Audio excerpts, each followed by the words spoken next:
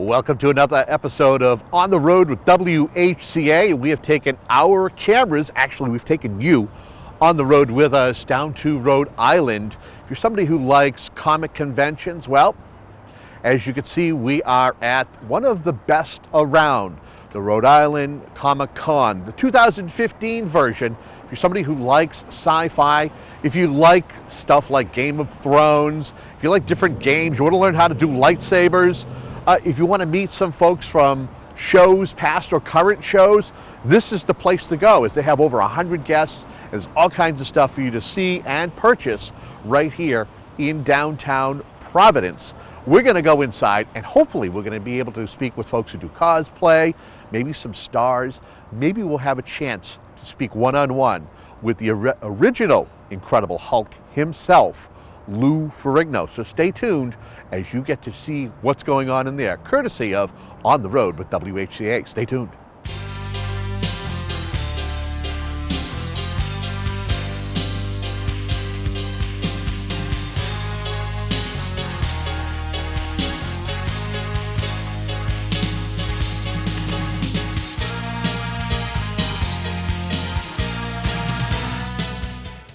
All right, so we are officially inside of the Rhode Island Comic Con, and you know what? It must be a blessed day because I have come across Jesus of Nazareth, and Wonder Woman, who is actually here to protect them. Talk to me about being a part of the Rhode Island Comic Con this week.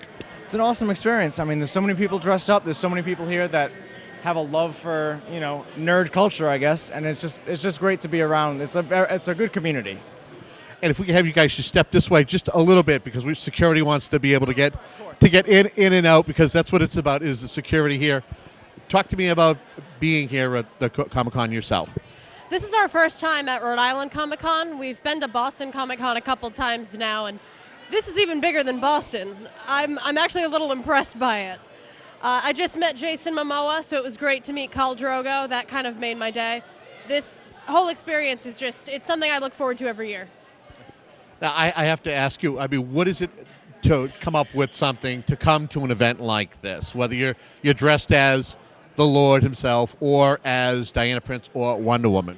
Well, for me, this was my Halloween costume, and I figured, you know what, I made it for Halloween. Let's bring it to Comic-Con. Let's see what happens. Now, were you blessed with candy, or were you blessed with other things? I usually do the blessing. I myself am blessed, but I also bring blessings upon everyone else. Because he is the Lord. That's right. How about as far as you? What does it take? What did it take to be able to create your costume? Well, I like to go with characters that I have a strong sort of like attachment to. I love Wonder Woman because she's very empowering to me. I'm a huge feminist, and just her messages really resonate with me, and I just love her in general. And so I really wanted to be able to help bring that to life, and I cosplay a lot in general. So I was kind of torn between which costume I would go with this weekend, but I was like, all right, you know what, Wonder Woman, let's do this. Plus, let's not forget, in 2016, I believe that Wonder Woman makes a cameo in Batman vs. Superman. She does. She has like an almost Xena type of costume on, but she's still there, so. Anything you guys want to say in closing? Have you seen any other any versions of yourself? Yes, I have. As I'd like to say to everyone, there's only one true Jesus. That's all I'm saying. You see other people, those are false gods. You don't want to worship them. Just come to me, man. Again, coming to you live from the Rhode Island Comic Con with Jesus and Wonder Woman. Stay tuned.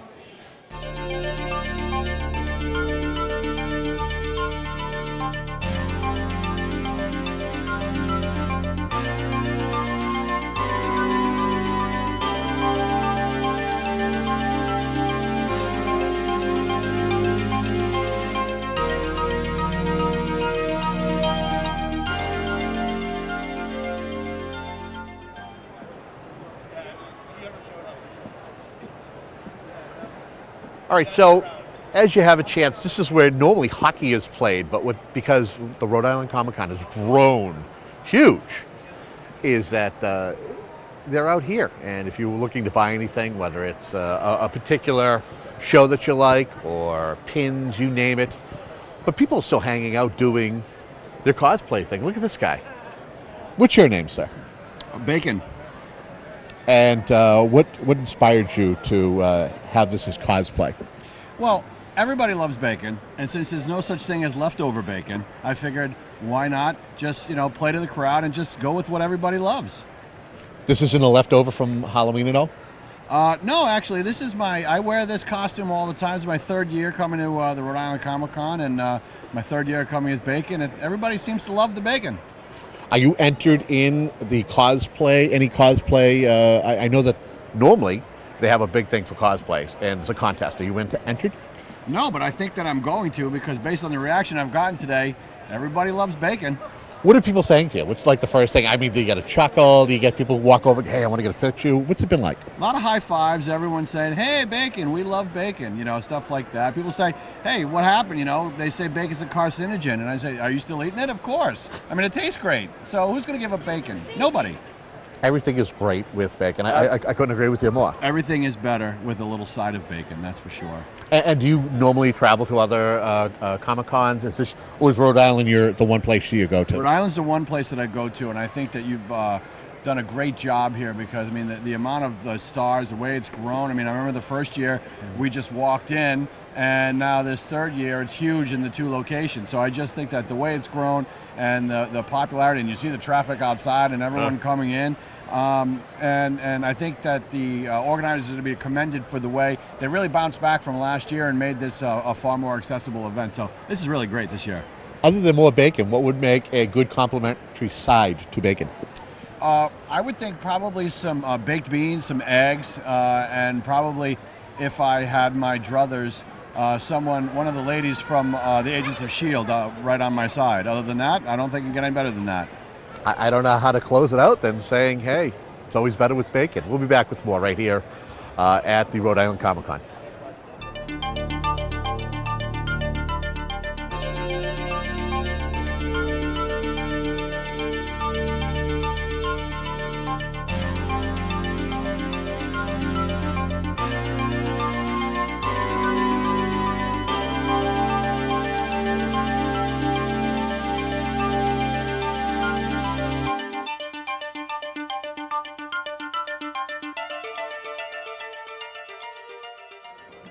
All right, so we're back here at the Rhode Island Comic Con, and as you see, cosplay is for all ages. How old are you, Emily?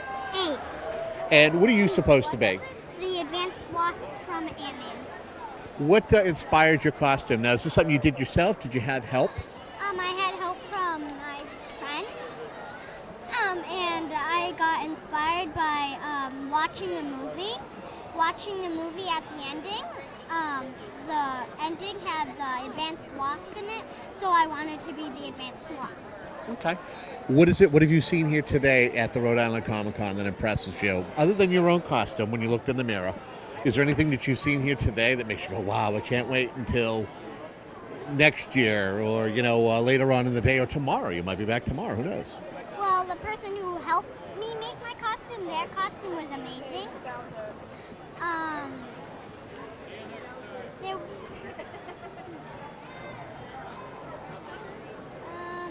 some of my other friends, their costumes were really cool too. Okay. Anything you want to say in closing in regards to being here at the Rhode Island Comic Con? Well, last year, it was our first Comic Con. We had no idea what it was all about, but now this is like our fourth. It's a lot more fun, exciting. That's it from the Rhode Island Comic Con. As I said, all ages here at the 2015 Rhode Island Comic Con. Stay tuned for more.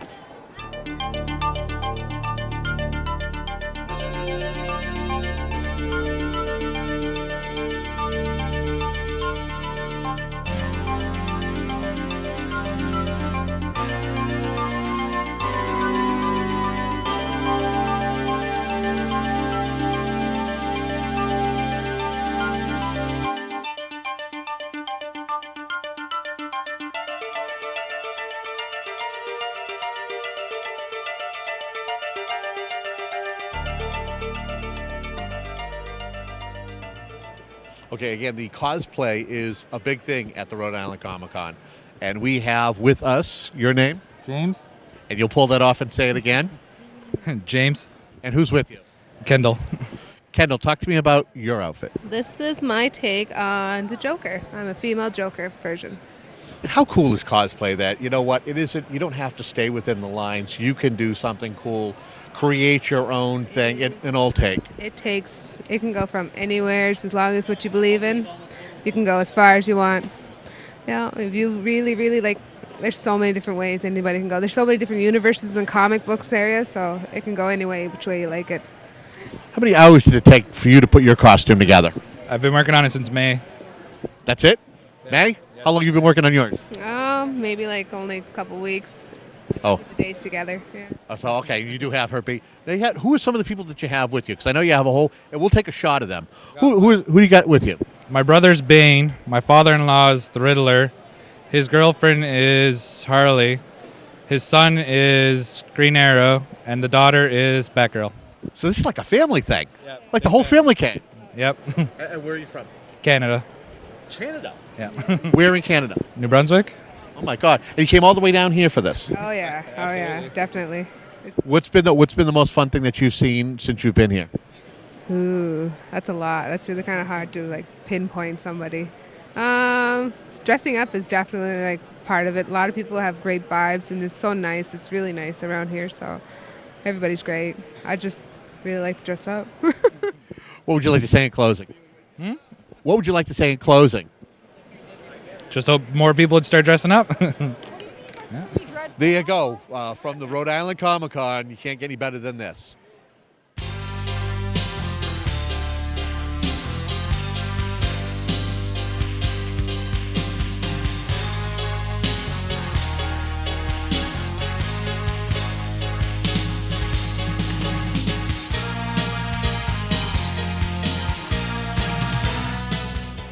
So, in order for us to be able to get into the building, we have to get past Susan. Susan Sors is one of the fine people who are here at the Rhode Island Comic Con this year. What has it been like as far as not only dealing with people like me, but some of the flow and some of the things that have been going on here for the past couple of days? Well, definitely it is hectic, but it's very rewarding because I'm sitting here and I get to sit right on the concourse of the Dunkin' Donuts Center, and I get to see everybody walk by and see their purchases and their autographs and everything and the costumes.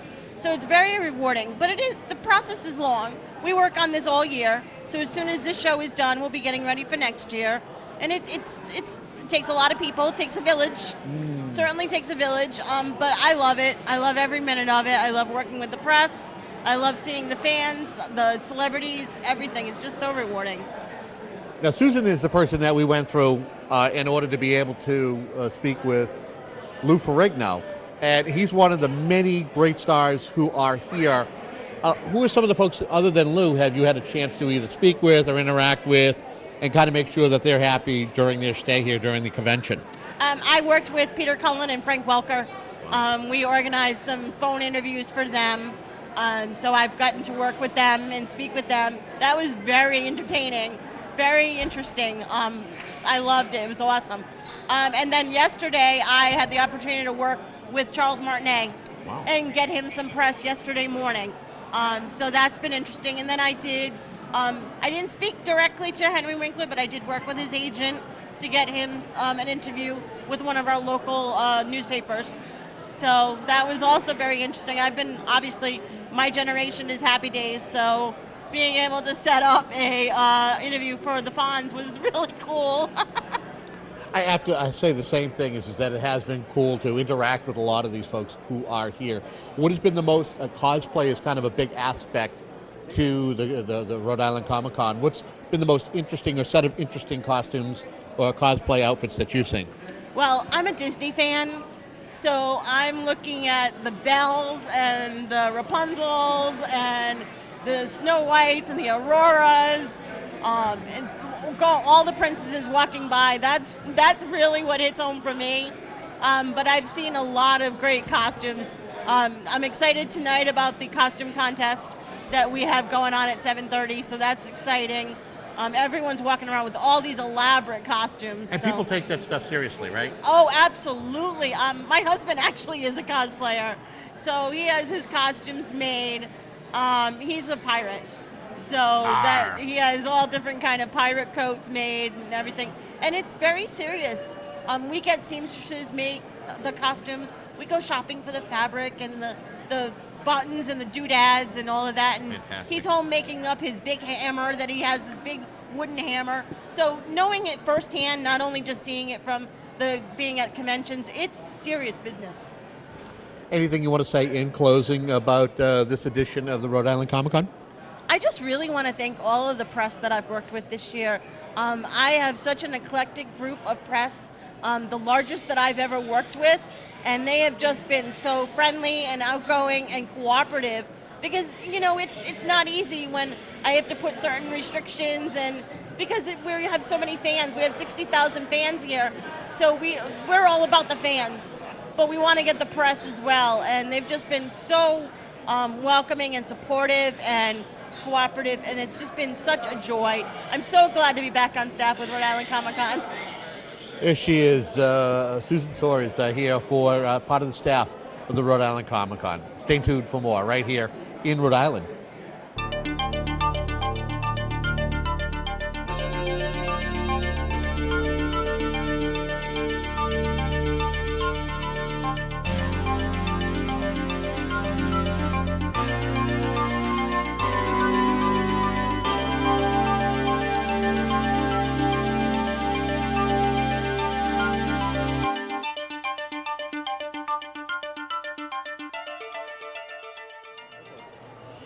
All right, so as I mentioned in the beginning, it's a lot more than just the guest stars who show here, or the folks who do the cosplayers.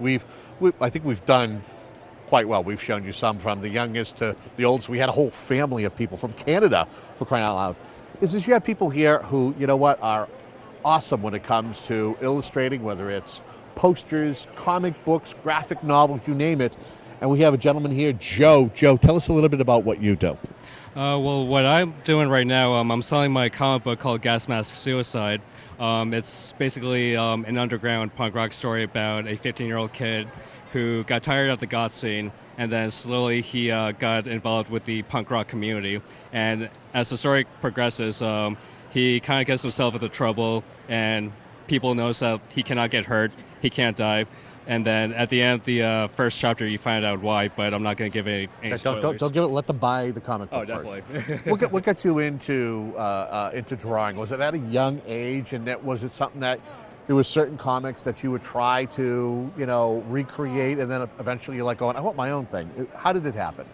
Yeah, like when I was younger, say about like elementary school, my mom got me into books like Garfield, and then as I got older, I got into stuff like Batman, X-Men, Spider-Man, and that's what made me want to like become like an artist. And then I figured like maybe I can do something like this one day, make my own money.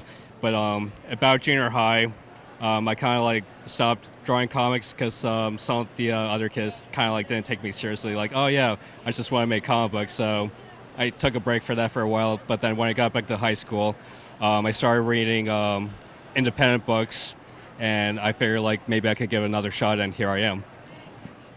So for those aspiring artists that might be out there, what would you give them for any tips for the next generation of folks who got the pen and they want to create? Oh man, my advice, just keep drawing, just keep taking courses. If you can't afford to go to art school, what they can do, they can go online, like for example, like YouTube, and they can find some tutorials. And as for making their own books, what they can like get together with like friends who are interested and see how it goes. Okay. If folks want to follow you and some of the stuff that you have created, if maybe they want to check out, you have a website or something? We have a Facebook page. It's called Blade Fan Studio on Facebook. But I am also trying to make a website, so hopefully people can take us professionally. Joe, I want to thank you so much for talking with me about your story. And folks, this is what it's all about here when you come to a Comic-Con, right here. All right, a guy like very Joe. much.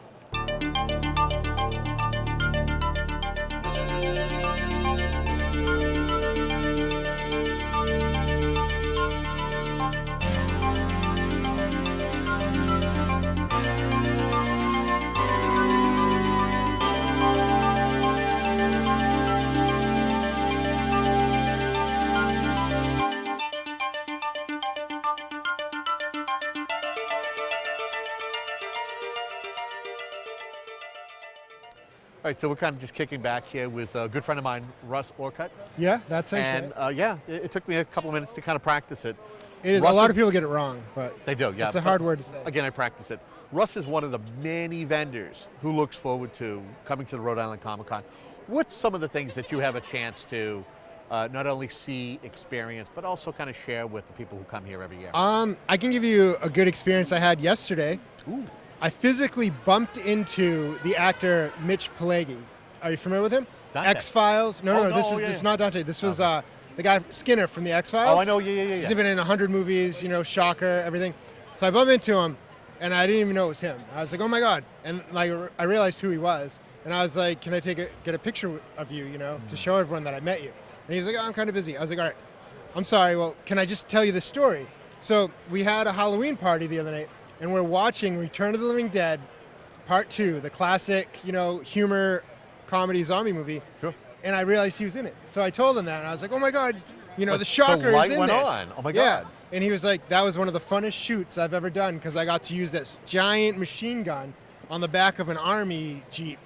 And then I was like, oh, thank you for listening to my little anecdote about you. And he was like, thank you for sharing. And he went his way and I went my way. Well, here's the key question I have for you is, did he know who you were? No, he definitely didn't know. He just thought I was a fan, and I was.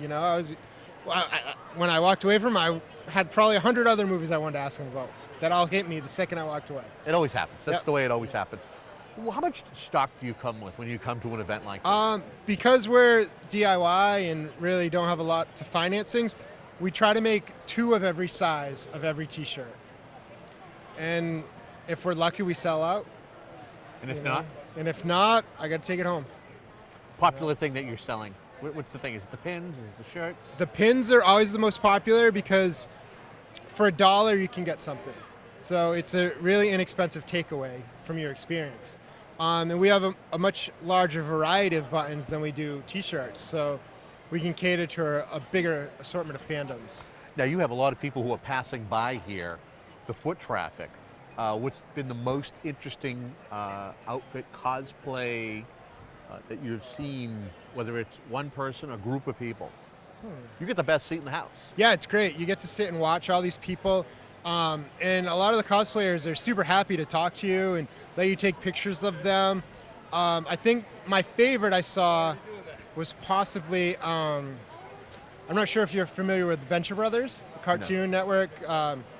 It's like a humorous spoof on Johnny Quest. Okay. But the scientist is like a really bad dad and didn't really take care of his kids. It's a really funny cartoon. So the bad guy he's the monarch. So he has these bright orangish yellow butterfly costumes for his minions. Okay. And I saw one of the minions, and he must have been like a 14-year-old kid.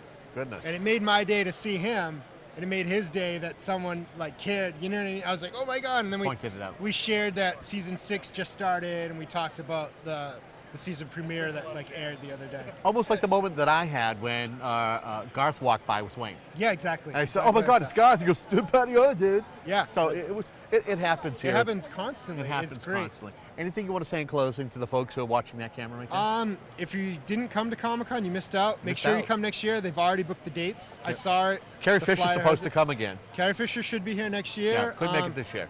I imagine next year will be pretty awesome because the new Star Wars movies will be rolling out, and I have a feeling a lot of them may be here next year. Oh, fantastic. I Hey, can't wait. Live from... Oh, and if you haven't seen it, Google the Japanese trailer for Star Wars. There's new footage. New footage. You heard it here first from Russell Orcutt, All About Records. All About Records. All in About Taunton. Records. Can't miss them. And we'll bring you more right here from the Rhode Island Comic Con. Stay tuned.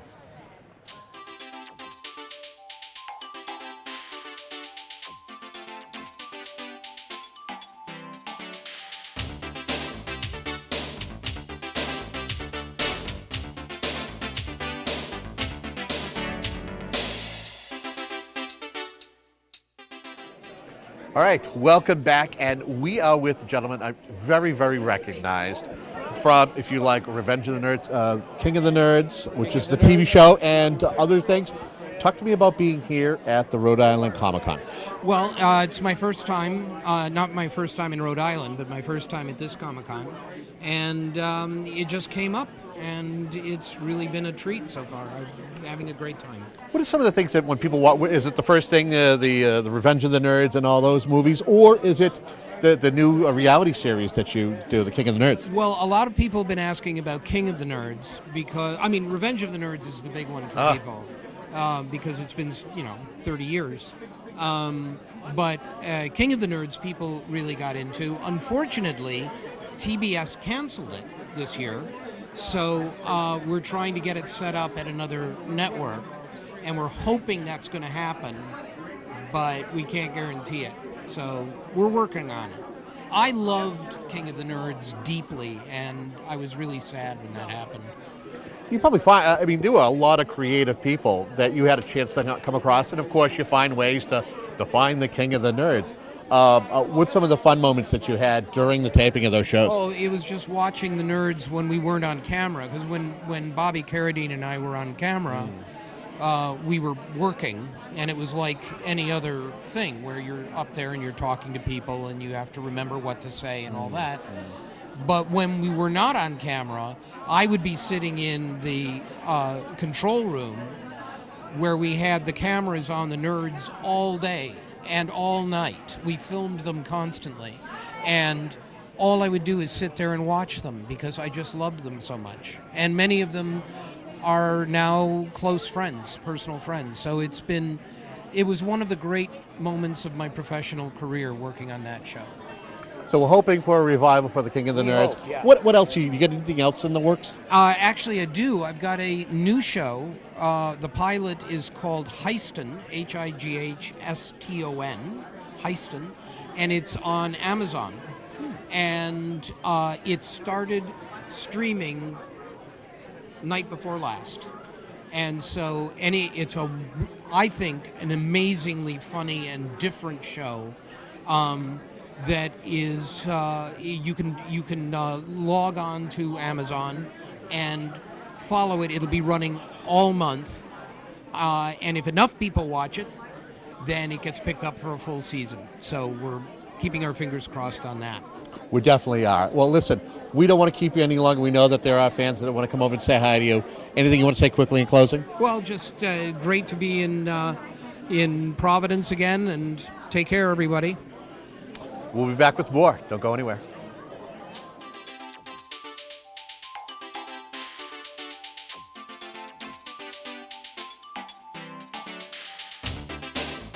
All right, so here we are, and we have somebody who is very cool.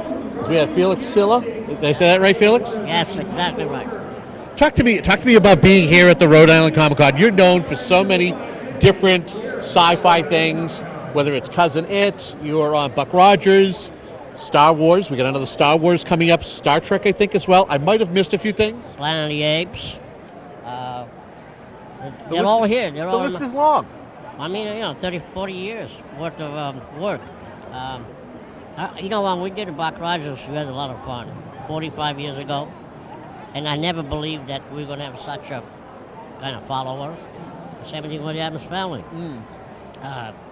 When I did the show Addams Family in 1964, I didn't think that 40 years later, it was, I was going to be sitting here talking to you.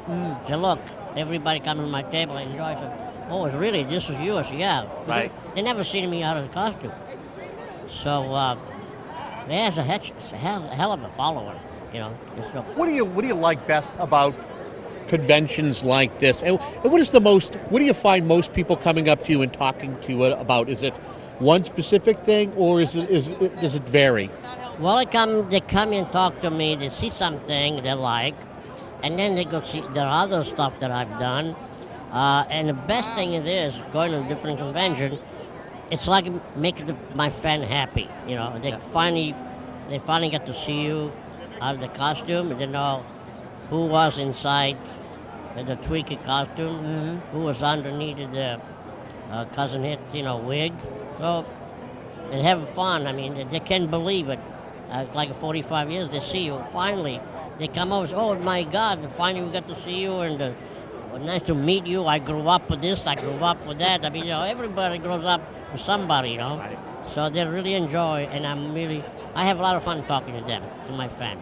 So I have to ask you: do you have anything in the works right now in regards to any, whether it's a project, whether it's TV or movies or anything? I don't really have much of like a work thing, but the only thing I do right now it's signing convention. I'm going to be in Virginia in December for the release of the new Star Wars. I'm going to be signing autograph for one of the theater there in Richmond, Virginia. Right. The 18 and 19 and 20 of the December. That's when they're going to show the. Are you looking forward to the new Star Wars? Are you hoping that Disney can do right with this new movie? Well, I have no idea what's going on. He's so used to what George Lucas did, and right now I don't know what's going to happen. So I can't wait to see the show and see what happens, see what they're going to do with it. If folks want to find out more about you, do you have a website? Yes, you can go to felixsilla.com and right up there. And you can buy a photo online or whatever you like and get in touch with me. Or you could go to Twiki1@cox.net. That's my email address. Thank you very much. Thank you for your time and your patience, and continued success.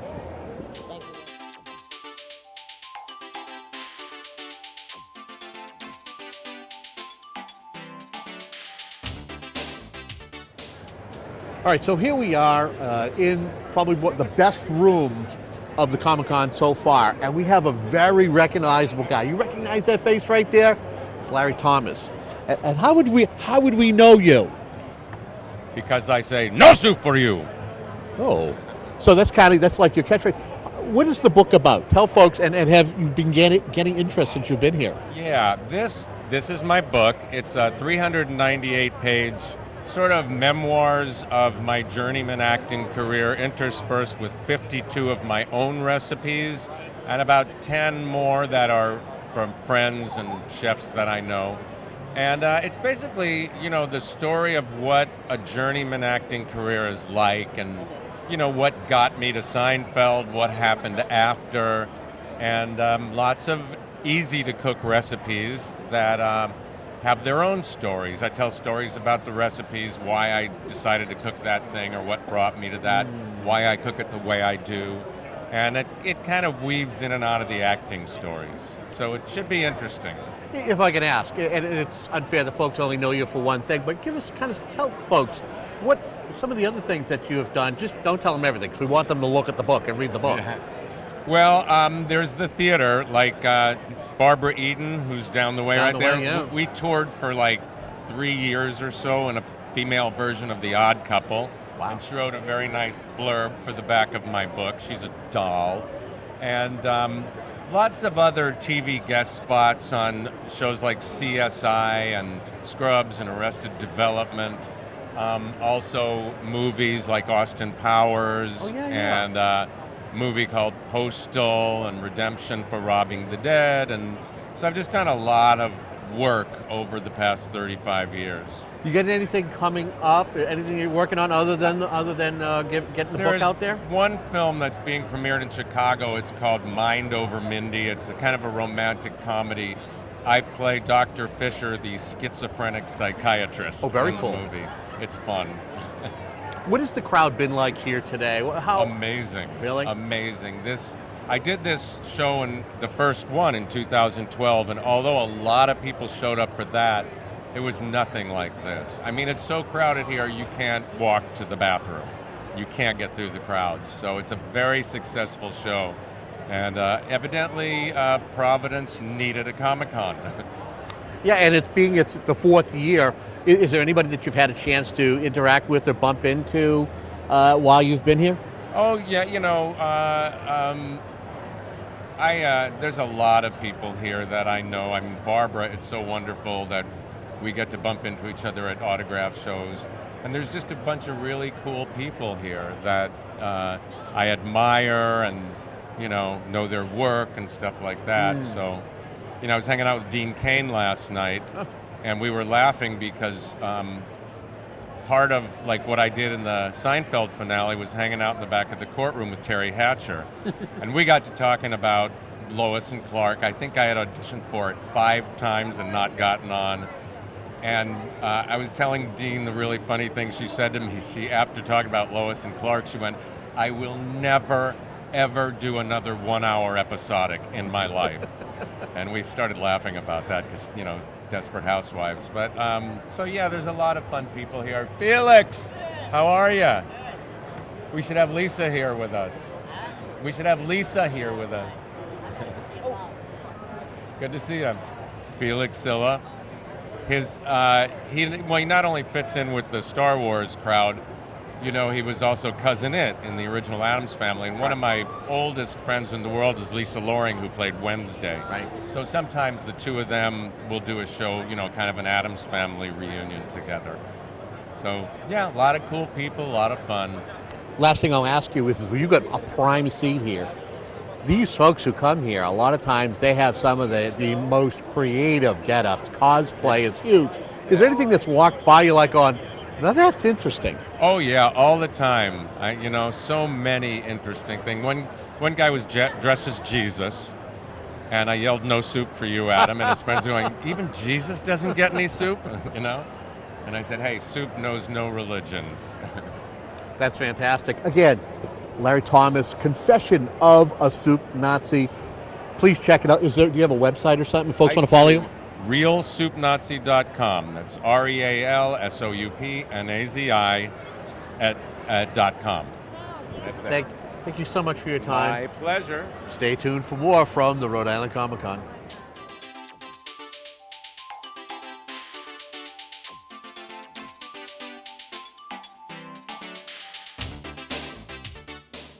We're here with Tim Murphy, and I have to tell you, first and foremost, you may know him from the Sons of Anarchy, but I believe that he's in the new series, The Bastard Executioner. That's right. Talk to us a little bit about being here at the Rhode Island Comic Con. Well, first time in Rhode Island, and I love it, you know. The accent is quite similar to my girlfriend's accent. She's from Concord or Townsend in Massachusetts, just outside Boston. And the people are fantastic. I think the Northeasterners are more like the Irish than the Californians, to tell you the truth, you know. Yeah. Talk a little bit. You mentioned Irish. First thing I think of is you got to be the bad guy, which in the Sons of Anarchy. Yeah. Talk to me about being in that series. That was an epic series. Oh, it was fantastic. I mean, Kurt wrote a great character for me. I just came in and kicked ass, basically, gave the bikers a hard time, and looked cool, you know. And then they shot me. So that was it, yeah. But it was great. But you don't though. But you played a role. It was always. I mean, the way Kurt wrote the series, it was fantastic because you woven in and out of there. And it wasn't until what? It was a season 6. That's right. That I was popped, as they say in their lingo. You know, yeah. What was the fun about that particular series? And what kind of feedback have you gotten from the fans here today about the Sons? Well, I mean, it's of all the work I've done, it was definitely the biggest attraction. It really hit a nerve, I think, in popular culture in America, you know. Kurt seemed to just hit the nail on the head with that one. And you can be lucky with some shows and unlucky with other shows, but that's certainly a huge piece of Americana, I must say, and great to be involved in, you know. And what's funny is you're not alone here as far as Sons of Anarchy alum. There's a couple of other folks here who were in the show with you. There's Emilio Rivera, of course. There's Drea De Matteo, an Italian from New York, and there is Ryan Hurst, who played Opie, and Mitch Pileggi down there, who played, I think, one of the white supremacists. Guys. What would you say was probably the most telling moment of that series that you still remember fondly, shooting the episode or shooting the scene? My favorite day actually was in the morning. I got to in the morning I was bare knuckle boxing, fighting with Jax's car, you know, with Charlie Hunnam, and then in the afternoon I was exploding Harley Davidsons by shooting an M50 machine gun at them. So as a 50-year-old kid, basically, that was a great friggin' day, you know. Yeah. I have to ask, so how do you feel that Kurt loved what you did in Sons, that he brought you on with the new series, and how's that going? It's going great. I think it was due to my talent as an actor, personally. I'm joking. But it's going well. We'll see. We'll see at the end of November whether it's going to be picked up or not. You never know with these shows, you know. So if it is, great, and if it isn't, on to the next thing. But it has been a great journey working on that show, yeah. If your fans want to find out more about you, some of the stuff that you're working on, whether it's they want to know about more Sun stuff or the Bastard Executioner, how can they find out more information about you? Well, just print in my name online, basically. They'll find any information. And Twitter, Facebook, what else? Instagram, and of course IMDb Pro, is the other one. So online you get everything there is to know about me, basically. Yeah. Now, do you do Comic Cons? Is this kind of a new thing for you that you've come to comic conventions? You get a chance to see all different types coming here. You do, very much a new thing for me. I just did a couple of them before, really small ones, and this is my biggest one. This is massive. I couldn't believe the crowds lining the streets outside. I've never seen anything like it, It's because of you. It's you and Dre. Because of me, yeah. Not even Dre, more me, yeah. Anything you want to say in closing to the folks who are watching this video? No, I must say I love the people from Rhode Island, and I love the state. It's such a tiny state, and like our island of Ireland, a tiny little island, and such great things coming out of both places. And it was fantastic being here, guys. Love you guys. Tim Murphy, Sons of Anarchy, the Bastard Executioner. Check him out on a TV set near you.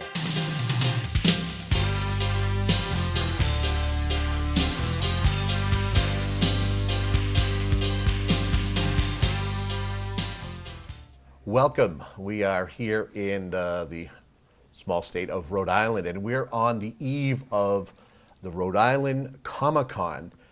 And we actually have a very special interview that we're able to bring to you as we're speaking with the one and only Lou Ferrigno. Lou? How are you? Nice to see you. Nice to see you. Thank you for joining me and having a little bit of a conversation. Thank you. Talking about Rhode Island, I was told that you could take 269 Rhode Island that would fit into the state of Texas. Did you know that? I didn't know that. Yeah, it's interesting. When you're out of town, you know more about the town that you're going to. I have to ask you, of all the places that you've traveled, is this the first time? Do you normally go to comic conventions and meet some of the fans? I do the major comic convention. I've never done anything this far like Rhode Island. It's my first time here. Okay. When you're out and meeting all the people who are obvious fans of yours, you're not just a guy that we know from the Hulk. You're a guy who is an award-winning bodybuilder. Mm-hmm. You're an actor, and you've done more than just the Incredible Hulk. You've also been somebody who has your own fitness. You have your own fitness equipment. And I'm a sheriff. You're a sheriff. And I think I asked you before we get started, is there anything that you haven't done yet? And the first thing you said to me was, yeah, never been here before. What's the question that's asked of you? Probably people don't get enough answers, or they ask you all the time when it comes to meeting you and talking to you face to face. How do I get rid of this fat on the side of my waist? What do I do? And then that's the most common question. The second most common question is, how long did it take to put the makeup on for the Hulk? Really? If I had a dime for every time they ask that question, I'd be more wealthy than Bill Gates. Well, how long did it take you to put on the makeup? 4 hours. Wow. And I had to endure and sustain that makeup 12 to 14 hours a day. It took like an hour and a half to remove the makeup. So you were in and out of that chair a lot. Oh yeah, I was the first one on the set, and I'll be the last one to leave. What was that like? I got to ask you, because we know we know you from the Hulk, but I know you from you being in the documentary Pumping Iron. Correct. Being a guy who competed against some of the best bodybuilders of that time. You yourself, no slouch, winning what, Mr. I won Mr. Universe twice. Mr. America, Mr. International. I won many different titles. What's that like, competing and going up there and knowing what you have to do in order to get the judges' attention? Well, it's all about competing with yourself, and you have to be in the best shape that one day of the show. And the judges, it's a very subjective sport. Mm. I mean, you may come second, you may come third, but sometimes the fans feel like sometimes you're being, mistreated. It's all the matter of being understand that it's a subjective sport, and you can only be the best you can be one day of the year. Mm. One day. If you train properly and you think like a champion. What's it like to get into that mindset, though? You got to be so focused, because you got to be so focused knowing that you got to connect the mind with the body. That when you're on stage by yourself. You got to be tan, you got to be cut, you got to be defined. You have to have a great posing routine. You got to be relaxed. You got to be confident. You have to have the music, and all that setup. And then just that one day of the competition, you got to hope your performance goes well. It's probably one of the hardest sports in the world. Really? So not only is it physical, it's mental. Very. Mental is bigger than physical because mental is what drives you to become physical because the mind's everything. When did you officially stop competing? Was there a time you decided that I'm set doing this over here, I'm acting, and I'm a sheriff, and I'm into fitness. When did you decide to walk away from the competition? Well, I was 23 when I did Pumping Iron. Then I did the Hulk series. I came back to competition 17 years later. I was 42. I was 325 pounds with 2% body fat. I decided one day I woke up at the height of my career. I said, I want to compete one more time because I felt like it was unfinished business. So I trained for 2 years and competed again. I love competition. And I said, I put a landmark on bodybuilding that no one ever surpassed without doubt. So at 23, I made a choice. I could have continued and won Miss Olympia, or would I do the Hulk series? I think I made the right choice because you can't have both. Yeah, that's definitely given. You did make it because you have kind of you have a cult status with that alone, do you not? Yeah. So here we are. We're in Rhode Island. You get the comic. We're on the eve of the Comic-Con. What's it like interacting with people who know you not only from the Hulk series, but you've done stuff in other movies? I think my favorite is I Love You Man with Jason Segel, where you got him in the chokehold. I mean, you've done that, and you've also, I think, been integrated. You are part of the Marvel series. Are you not the voice of the Hulk? Yeah, the voice of the Hulk, yeah. What's that like for fans to come up to you who are geeks like me, who know you not only from the TV show and the movies, but also what's happening now? Well, it's all about a wider, broader audience. That I reach everyone because of my physicality, have to do with fitness. Also, people that love Marvel, like yourself, people that love TV series, people that love movies. I have that whole spectrum, that whole audience, everybody from every walk of life. Like I have sometimes have some fans come to me, they admire what I've done as a bodybuilder. Then you have the Hulk. Then you have my comedy. Like, it's all instant gratification, but everybody walks away with a smile on their face because they see me. I feel like they're seeing a real superhero in person, not with a costume, but my physicality, and it gives out a lot of positive vibes. Now, you're actually, it's rumored that you're going to be the new Thor movie that you might possibly... I just heard about it. I'm excited to hear about it because knowing that the Hulk will continue and still being the biggest franchise. And the Hulk and Thor is perfect because a long time ago when I did The Return of the Hulk, in that episode of Thor, I think the Hulk and Thor makes a good team. They do make a good team. I have to ask you, taking a look at the show that you were part of, and that's my generation, and then the new generation, what they're doing, give me your thoughts on the evolution of the Hulk and you being a part of it. Well, the new CGI can't sign autographs. So at least I still can after 40 years. It's different. On the big screen, you got to have that whole CGI because you have Iron Man because on the big screen. Of course, I'm moving on to do other stuff. But nothing equates the original TV series. Because the original TV series, you can't compare CGI with human Hulk. So one helps the other. Because young kids today, even like 6, 7 years old, know about me from the TV series. Because the adventures, they learn about the voice, they learn about the original TV series. Plus you have 3 different generations. I know he's no longer with us, but you worked with Bill Bixby. What was it like working with Bill Bixby? And of course, I mean, he's part of the alter ego of the Hulk. The best. He's the best because he was born to play Dr. David Banner. Today we call him Bruce Banner, but he was perfect for the part. And I get excited every time I work with him. I couldn't wait to play my part because I get fired up watching him getting beat up, getting thrown around, and then I just step in his alter ego and then just go for the action. What would you say, what's in your memory, what was your favorite episode, or if you want to talk about TV, the TV movies, was there a favorite of yours that still sticks with you, whether it's an episode or a movie? It was the episode called King of the Beach where I had my first acting role. When I used to see me together with the Hulk on the show. And I had a chance to play 2 different characters. I played a bodybuilder without competing in a contest. That was the highest rating show of all 5 seasons. Huh? But I just gave me a break to get started as an actor. That was my favorite show because I had a chance to play Lou and also in the Hulk. And there's one scene you see Lou, Ferrigno, and the Hulk together in the same scene. That was incredible. Okay. Is there a little geek inside of Lou Ferrigno? Is there a superhero that you like, that you've always followed, and whether it's was in the comic books or on the big screen? You're talking to me right here. I'm asking you, is there, whether it's a Spider-Man or a Captain America or someone else, did you ever follow the comic books back as a kid? Superman. Superman? Yeah. Why Superman? His speed, his X-ray vision, the way he was built, and also I wanted to be like him, especially he had the different secret identity being Clark Kent, Okay. and that he was dealing with rejection, and as Superman he was embraced. So my whole life I was the Hulk. I was rejected, and I ended up becoming embraced now as Lou Ferrigno, the actor, and the Hulk. It's like that contrast. Have you followed any of the movies at all? I watch more, yeah. Okay. Anything, do you like what's going on now? Because I think next year it's Batman versus Superman, which kind of looks dark. Yeah, but I think you have two iconic actors. You got Ben Affleck and Henry Cavill. I think they're both together, I think, going to make it a winner. And I just like them both because Henry did a great job as Superman because I know Christopher Reeve passed on, but I liked him as an actor too. Okay. Other than talking about the Comic-Con and the conventions and stuff, I'm a big fan of reality shows. And Lou Ferrigno was on Celebrity Apprentice. That's right.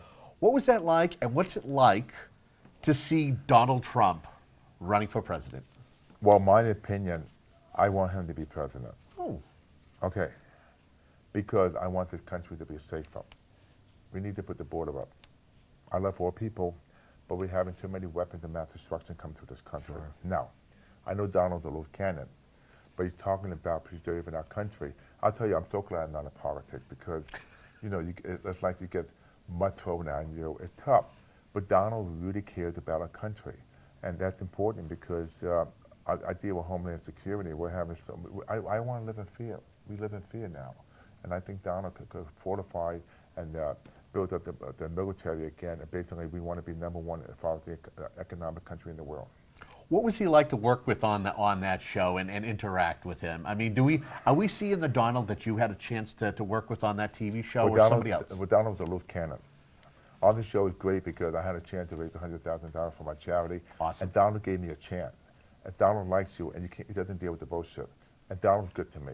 And I love Donald because he gave me the opportunity to be on that show to raise that much money for my charity. We mentioned it to start, and I want to give you an opportunity to kind of close out. Okay. You do a lot of fitness. That's kind of your big thing. I think you have your own Ferrigno fitness equipment. No. What's it called? It's called FerrignoFit.com. There we go. I also have equipment too on LouFerrigno.com, but FerrignoFit.com means that you can become your own personal trainer. You get customized meal plan, how to work out, what to do for anybody, any age, any type. And so if you check it out, it's like $99 for 3 months. So we have a lot of people that have been very successful in changing their bodies and their mind. What got you into that business mode? My daughter. All my kids are personal trainers. She came up with the idea because I've been training people for years. Why not do something where you could help thousands of people instead of just individual? That's going to make you proud that all your kids are personal fitness. Yeah, At least you don't have to worry about. Imagine if I was your kid. Look, I haven't been fit in a while. You know something? I never pushed the kids to go into fitness. I never told them you have to work out. They all follow through. I mean, all 3 of my kids are all personal trainers. And that's why the competition is going to be November 20th, 21st. We're having 400 competitors. The big bodybuilding fitness show in Palm Springs, California. What has changed from when you were a bodybuilder back then to now? Do you feel that there's a lot more technology and there's more, not so much vitamins, but what's some of the stuff that you can take? What am I thinking here? Hormone replacement? No, not hormone, but you could take, you can go to GNC and you can go to a health store and get supplements and stuff like that. Has that been a big thing with bodybuilding or getting in shape these days, or has it always been that way?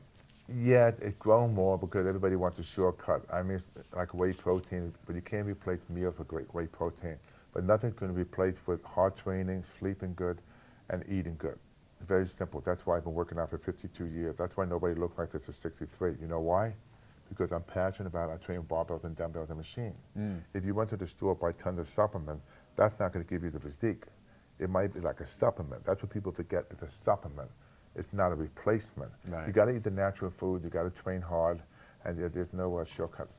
What is your favorite guilty pleasure for a food? Is there one that it's shunned upon, but you got to have it every once in a while? A good fat hamburger with French fries, ketchup, lettuce, tomato, sliced pickle, and cheddar cheese on top. Really? On a toasted bun. See, I thought you would go with being an Italian. After that, you're right, but don't get me wrong. Italian food too. Okay. But you know something? Once in a while I have pasta, but not as much. But if you want the real stuff, sometimes you go for that grease or you go for the ice cream. It's a good point. Is there a question that you've never been asked, but that you'd like to have asked and give an answer to during an interview like this? How do I like Rhode Island? How do you like Rhode Island? I like it. I like the people. I'm very excited about how the excitement and the enthusiasm about everybody this weekend about the convention. I'm amazed. It's a small state in this country. We're expecting like over 60,000 people. It's your fault. It's your fault. I know, but Rhode Island, isn't that great? It is awesome. It is, and this is, and it's, I mean, I would say it's like 4 or 5 years. They haven't been doing it for long. Correct, yep. So it's impressive. I'm looking forward to it. And to bring a Lou Ferrigno here, I think they hit the jackpot. There's only one hope. Only one hope. Well, we know that it's going to be your birthday, so we wanted to give you a card and wish you a very happy birthday. Thank you. And we hope that it's a successful Rhode Island Comic Con for you. Thank you. And it feels good. I'm going to be 38 years old. 38 years old. You heard it here first. And I want to thank you for tuning in for this segment. Stay tuned. We'll have more for you in just a few moments. All right, this is it from the Rhode Island Comic Con. As you see, Lou Ferrigno is hanging out, meeting folks. You had a chance to hear a great interview with him, and we've had a great time here at the Rhode Island Comic Con. Stay tuned for more episodes of On the Road with WHCA. Until next time, have a great day.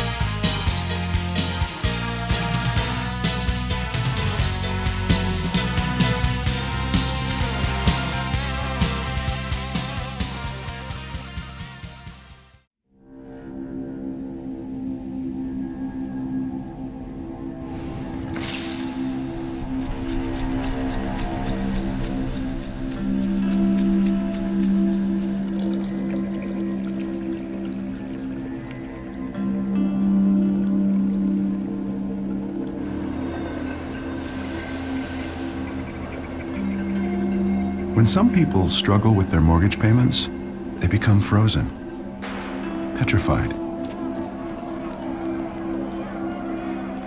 Not knowing what to do, they do nothing. But the people who do something, the people who take action, are far more likely to get the most positive outcome. Making home affordable is a free government program. Call now to talk one-on-one with a housing expert about the options that are right for you. Real help, real answers, right now.